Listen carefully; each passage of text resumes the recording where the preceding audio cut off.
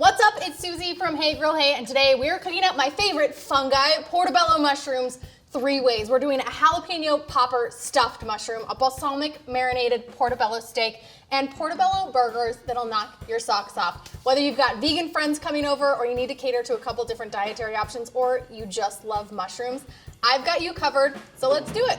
We are going to kick things off by making the jalapeno popper stuffed mushrooms. We start with pork sausage, cream cheese, green onions, those diced jalapenos, and then we're gonna add the shredded cheddar cheese and a healthy dose of my fish and veggie rub. It almost gives it like a ranchy filling flavor, so think like jalapeno popper ranch stuffed mushrooms. They're unbelievable. We get that all incorporated.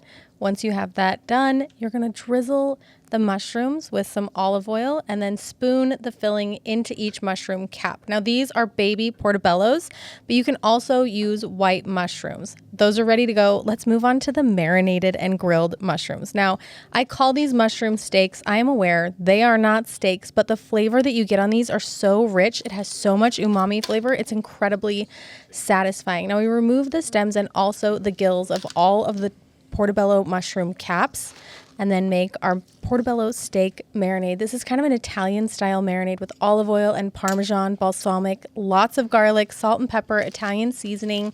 Now, if you are not into the cheese, if you're doing a vegan version of this, you can skip the Parmesan, but I highly recommend it. It's so delicious.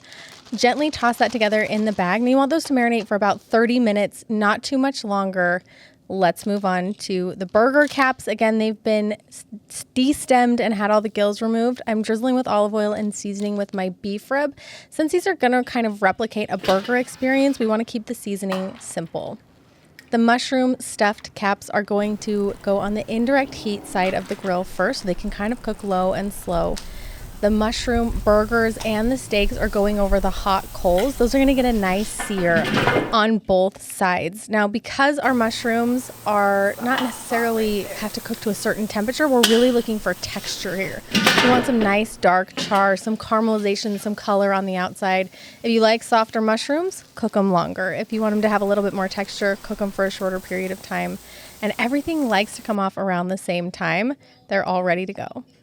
Our jalapeno popper mushrooms are off the grill. I always like to top these with a little bit of fresh green onion. I think it just makes everything pop. So over here, we've got the meat lovers appetizer because it's loaded with sausage and cheese and cream cheese.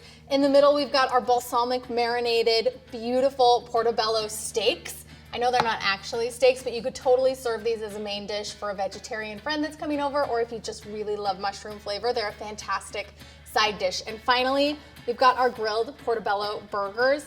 Now, I know it's not gonna taste like beef, but that is a pretty convincing burger patty, and these ones are totally vegan. If you have to make something vegan for some friends coming over, it's very hearty, very filling, cooks at the same time on the grill, and I think would satisfy any appetite.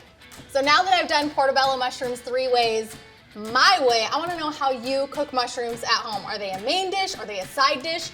What's your favorite way to cook up the fungi? I want to know in the comments below. I can't wait to read them and see how you cook up mushrooms in your very own backyard. I'll see you guys next time. I'm going in for the burger for sure. They're so good.